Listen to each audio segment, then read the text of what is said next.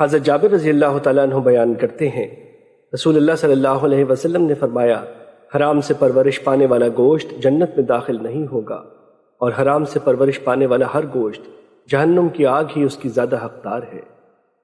مشکوٰۃ المصابیح حدیث نمبر 2772۔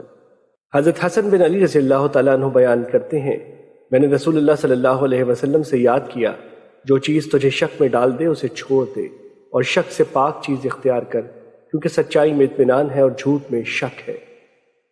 مشکوٰۃ المصابیح حدیث نمبر 2773۔ حضرت عطیہ سعدی رضی اللہ تعالیٰ عنہ بیان کرتے ہیں، رسول اللہ صلی اللہ علیہ وسلم نے فرمایا، بندہ حقیقی متقی تب بنتا ہے کہ وہ قابل اعتراض چیزوں کو چھوڑنے کے ساتھ ساتھ ایسی چیزیں بھی چھوڑے جن پر کوئی اعتراض نہیں۔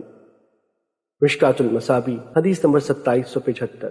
حضرت انس رضی اللہ تعالیٰ عنہ بیان کرتے ہیں، رسول اللہ صلی اللہ علیہ وسلم نے شراب سے متعلق 10 قسم کے افراد پر لعنت فرمائی، اس کے بنانے والے، اس کے بنوانے والے، اس کے پینے والے، اسے اٹھانے والے، جس کے پاس لے جائی جائے، اس کے پلانے والے، اسے بیچنے والے، اس کی قیمت کھانے والے، اسے خریدنے والے اور جس کے لیے خریدی جائے۔ مشکوٰۃ المصابیح حدیث نمبر 2776۔ حضرت ابن عمر رضی اللہ تعالیٰ عنہ بیان کرتے ہیں، رسول اللہ صلی اللہ علیہ وسلم نے فرمایا، اللہ نے شراب پر، اس کے پینے والے، اس کے پلانے والے، اس کے بیچنے والے، اس کے خریدنے والے، اس کے بنانے والے، جس کے لیے بنائی جائے اس پر، اسے لے کر جانے والے اور جس کے لیے لے کر جائی جائے، ان سب پر لعنت فرمائی۔ مشکوٰۃ المصابیح حدیث نمبر 2777۔